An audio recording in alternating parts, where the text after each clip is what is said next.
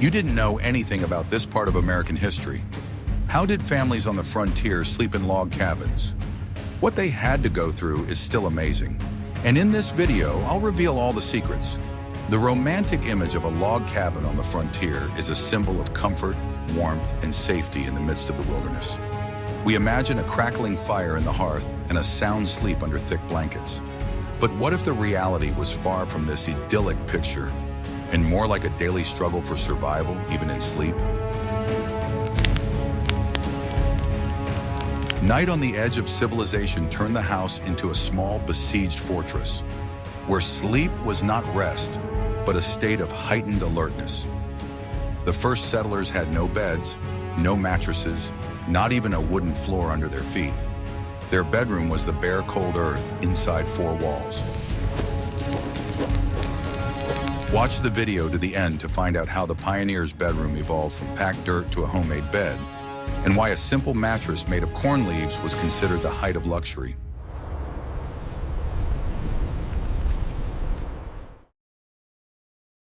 What if I told you that sleep on the frontier was not rest, but a continuation of the work of survival? For a settler, the night did not bring complete peace because his brain remained in a state of constant alertness. Every rustle behind the thin wall of the hut, every howl in the distance could mean a threat, causing him to wake up instantly. This constant vigilance was not paranoia, but a necessary skill.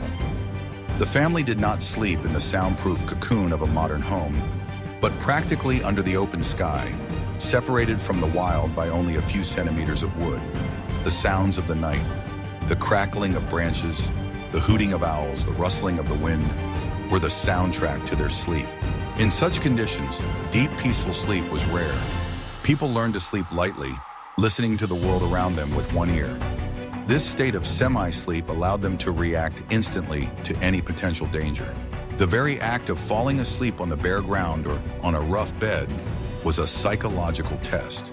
The lack of basic comfort, the hardness of the surface, and the cold constantly reminded them of the harshness of their lives. This formed a special, hardened character, where the ability to ignore discomfort was the key to success. Over time, the sounds of the hut became familiar and even soothing. The creaking of the floorboards, the crackling of the cooling hearth, the steady breathing of family members sleeping nearby, all this created a sense of community and security. People found peace not in silence, but in the familiar sounds of their home. The settlers' dreams were probably very different from ours. They reflected their daily concerns: a successful hunt, a rich harvest, or conversely, anxieties about the future. The brain continued to process information that was vital for the next day. Awakening was not smooth, but abrupt, with the first rays of the sun. There was no time to linger in bed.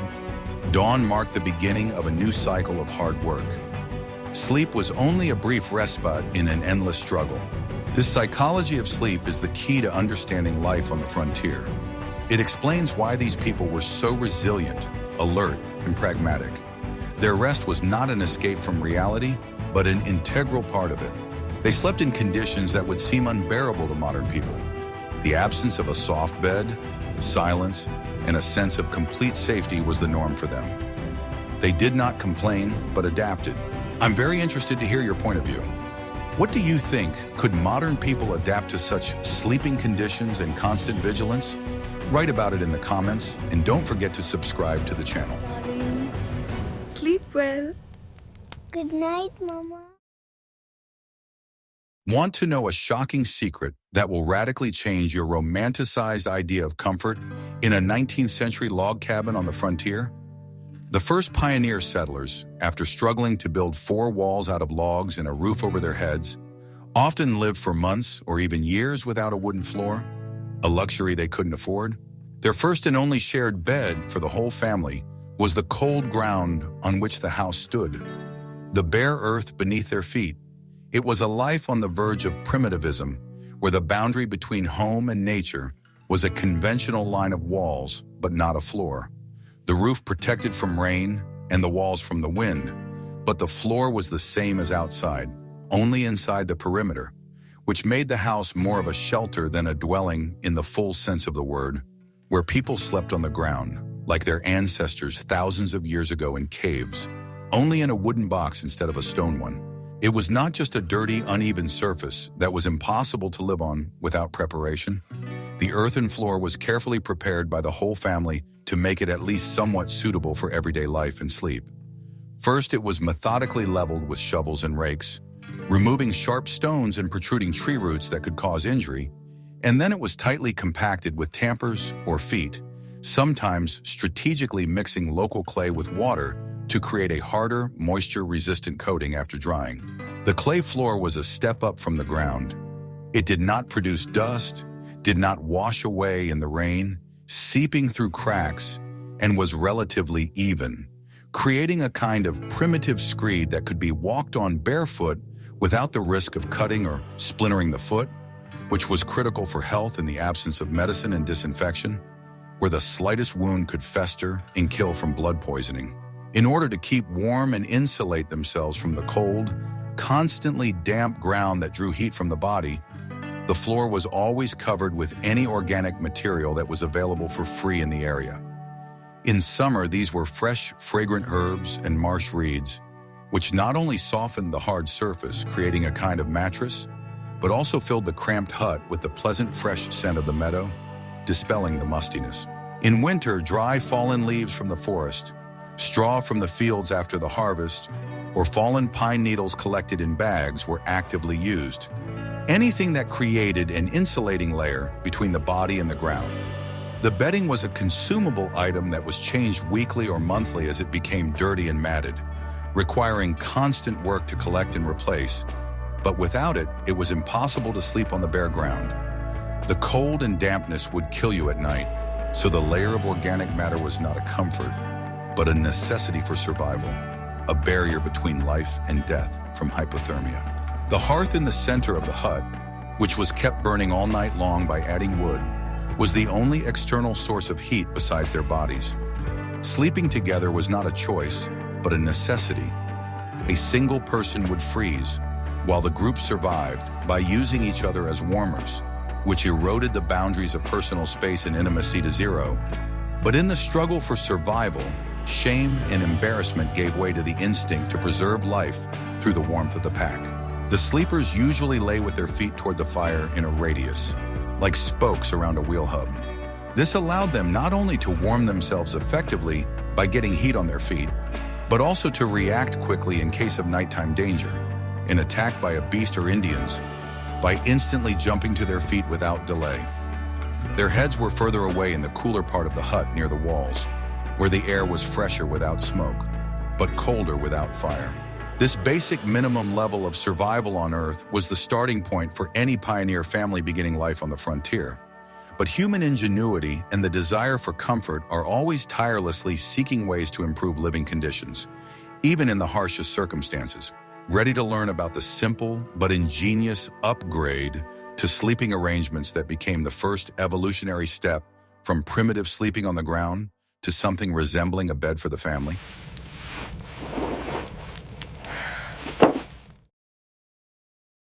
You've definitely never heard of this unique secret to comfort.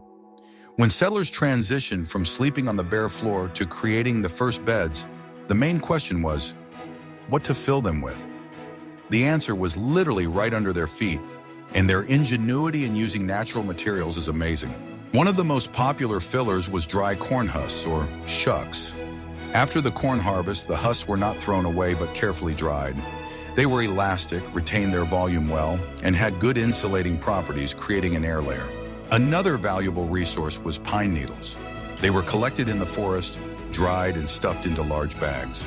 Pine needles were not only soft and springy, but also had a pleasant aroma, which was believed to repel some pests. In southern regions where Spanish moss grew, it was actively used as a filler. The moss was collected from trees, soaked to remove small creatures, and then dried in the sun. The result was a resilient, durable, and breathable material that was highly valued. In marshy areas, cattail or reed fluff was a real treasure. It was collected from ripe ears in late autumn. This material was incredibly light, soft, and warm, resembling eiderdown in its properties.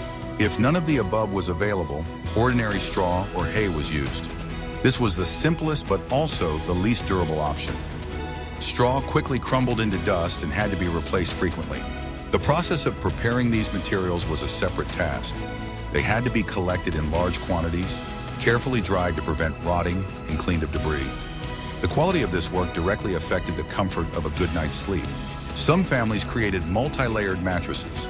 The bottom layer was made of coarse straw for volume, and the top layer was made of softer corn leaves or moss. It was a simple but effective technique for improving sleep quality. Replacing the filling was a regular routine.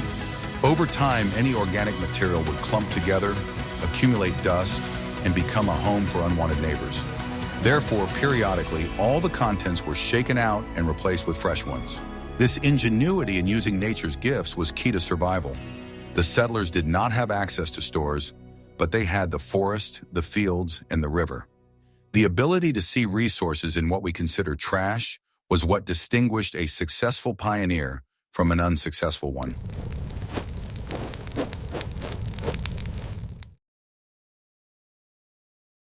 After building a wooden bed, the settlers faced a new task: to make it softer. The solution was the so-called tick, or mattress. It was, in essence, a large bag made of durable fabric, which was stuffed with available filling. The fabric for the tick was usually homespun and very coarse. Canvas or burlap was most often used. The main requirement for the material was its density, so that the sharp ends of straw or twigs would not pierce it and prick the sleeper. Sewing such a bag was a big job. Women sewed several pieces of fabric together by hand, leaving one opening unsewn for filling. The size of the tick corresponded to the size of the bed, and it could be very large.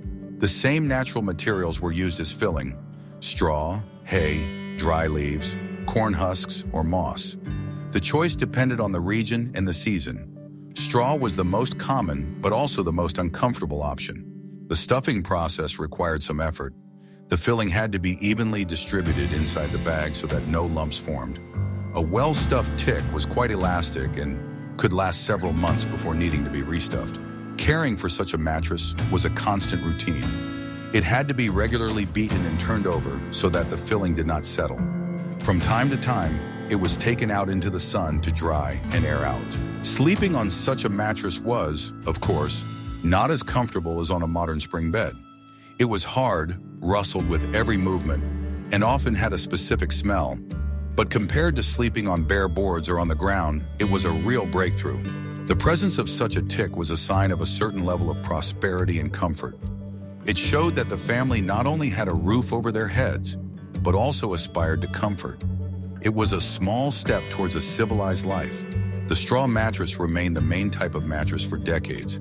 It was cheap, practical, and perfectly suited to the spirit of the frontier, where everything was made by hand from what the land provided.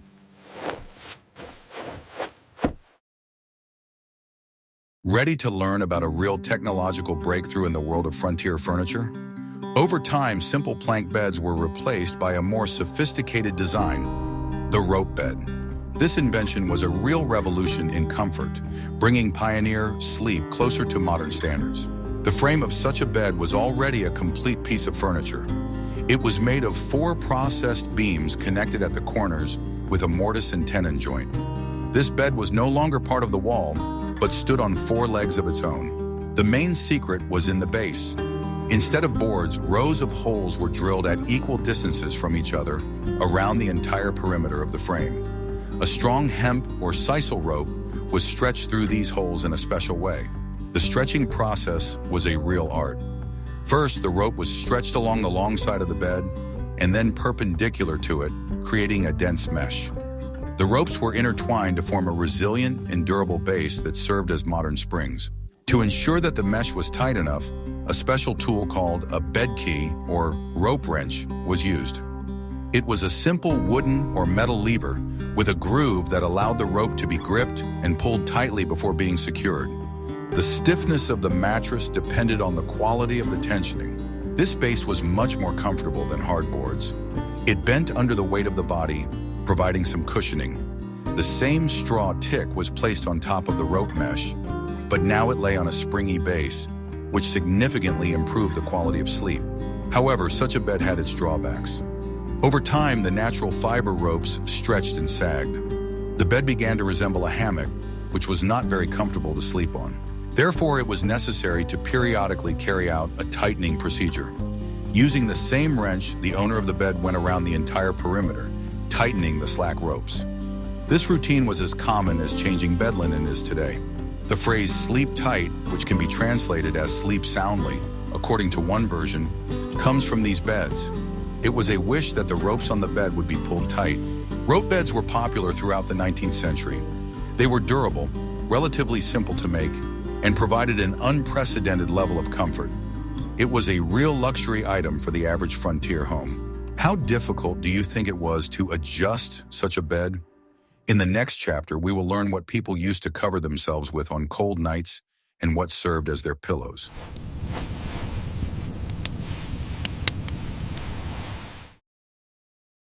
Having a bed and mattress solved the problem of hardness, but not cold. In log cabins where drafts were common and nighttime temperatures could drop significantly, the right blanket was a matter of survival. Settlers used several types of bedding, from simple to true works of art. The simplest and most affordable option was animal skins. Bison, deer, or bear fur was excellent at retaining heat. Often, several skins were sewn together to make a large, warm blanket for the whole family. If a family kept sheep, wool became the main source of warmth. Women spun wool yarn and used primitive looms to create coarse but very warm homespun blankets.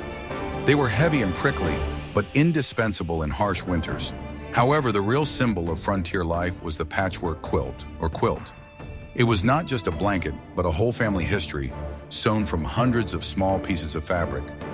In conditions where every scrap of fabric was precious, this technique allowed the scraps from old clothes to be used to maximum effect. The quilt consisted of 3 layers. The top layer was decorative, made up of colorful scraps in a complex pattern. The middle layer was insulation. It was made of batting, old blankets, or simply worn-out fabric. The bottom layer was a single piece of plain fabric. All 3 layers were quilted together by hand to prevent the insulation from shifting. Making a quilt was a long and laborious process, which women often did together on long winter evenings. Each quilt was unique and was often passed down from generation to generation. Pillows were also a luxury. They were stuffed with a variety of materials. The most valuable filling was bird down and feathers, but it was difficult to collect enough of it. More often, pillows were stuffed with the same stuff as mattresses, straw or dry leaves. Sometimes dried hops were used, as it was believed that their aroma promoted good sleep. Pillowcases were sewn from bleached canvas or burlap.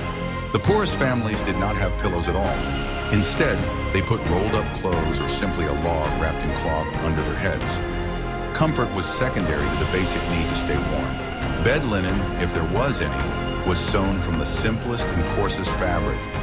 It was rarely white, as bleaching required a lot of effort. It was washed infrequently, usually in the river using homemade lye made from wood ash.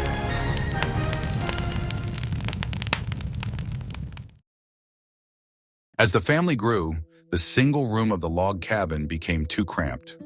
A simple and effective solution for expanding the living space was to build a sleeping loft or attic. It was something between a second floor and a large shelf under the roof itself. The loft was created by laying floor beams from one wall to another. Planks were laid on top of the beams to form a floor. This space under the roof usually occupied half or 2/3 of the house, leaving a high open space above the main room. Access to the loft was via a ladder or simple steps built into the wall. It was a steep and not always convenient structure that required a certain amount of skill. There were usually no railings or fences. The loft was mainly a sleeping area. Straw mattresses were spread out there, or people simply slept on the floor, covered with blankets. It was the warmest place in the house, as all the warm air from the hearth rose upwards. However, there was a downside to this warmth. In summer, the loft could be unbearably stuffy and hot. Ventilation was poor, and the roof, heated by the sun, turned the attic into a real oven. The ceilings in the loft were usually very low. An adult could rarely stand up straight there. You had to move around bent over or on all fours. Despite the cramped conditions, the loft provided at least some semblance of personal space. It allowed the sleeping area to be separated from the main area where food was prepared, work was done, and guests were received. This was the first zoning in a simple pioneer dwelling. There were no windows in the loft, and the only source of light was the fire in the hearth below. At night, it was almost completely dark there. This created its own special atmosphere. Often, things were stored in the loft. Dried herbs, bundles of onions, tools, all of this could lie next to sleeping people. The space was used with maximum efficiency. The sleeping loft became an integral part of frontier architecture. It was a simple, inexpensive, and functional solution to the problem of overcrowding. It was a striking example of how settlers adapted their homes to the changing needs of their families.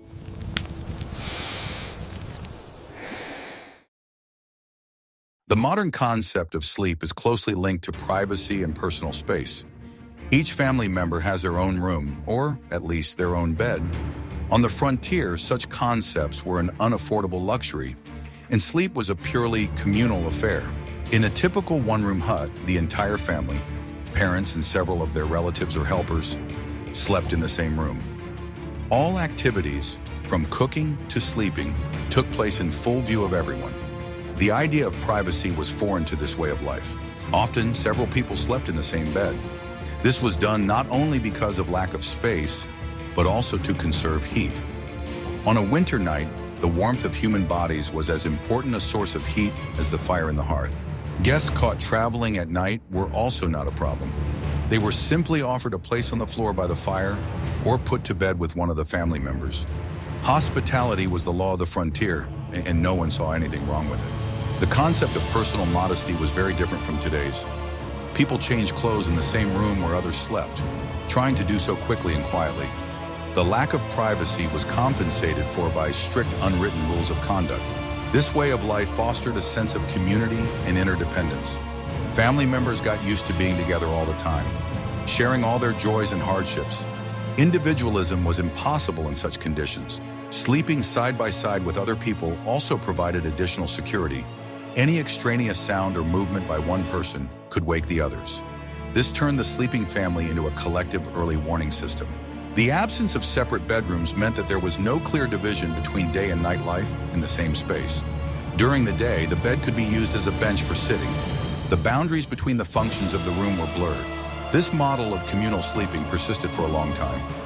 Even when families built more spacious homes, the habit of sleeping together or in adjoining rooms remained. The idea of a separate bedroom for each person became widespread much later.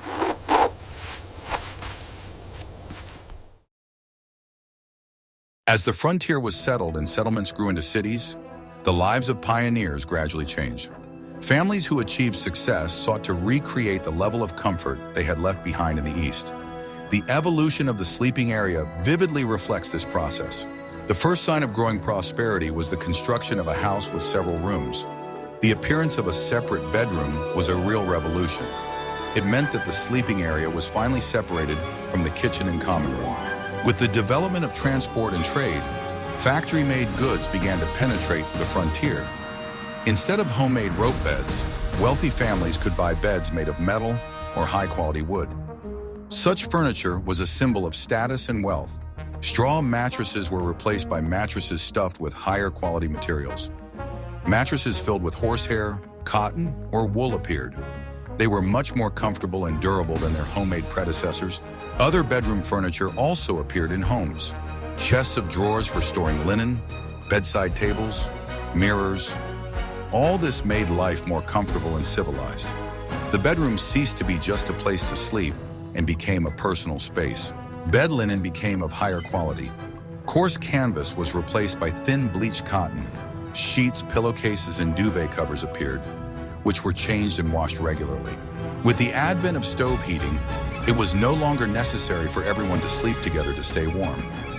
Family members could finally have their own beds and even their own rooms. This contributed to the growth of individualism. The process of this evolution was slow and uneven. While bedrooms comparable to those in the capital were already appearing in prosperous cities, people in remote areas still slept on dirt floors in huts. The frontier was a world of contrasts. By the beginning of the 20th century, life in most of the former frontier had become indistinguishable from life in other regions of the country. Spring mattresses, separate bedrooms, and central heating became the norm. The harsh era of survival was a thing of the past. The history of sleeping on the frontier is a story of incredible human resilience and the pursuit of a better life. It shows how far we have come from sleeping on the cold ground to the comfort of the modern bedroom. It is a journey from mere survival to a full life.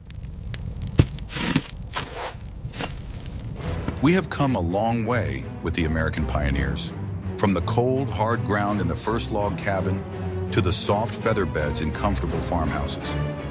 Every detail of their sleeping arrangements, whether a corn husk mattress, a rope bed, or a patchwork quilt, tells a story of struggle, ingenuity, and an unyielding will to create a home in the wilderness. Their experience reminds us of the value of the simple comforts we take for granted today. These people turned discomfort into the norm and necessity into a source of creativity. They didn't just sleep, they fought the harsh world for the right to rest and safety for their families. And in this daily unnoticed struggle, there was no less heroism than in the loud battles for new territories.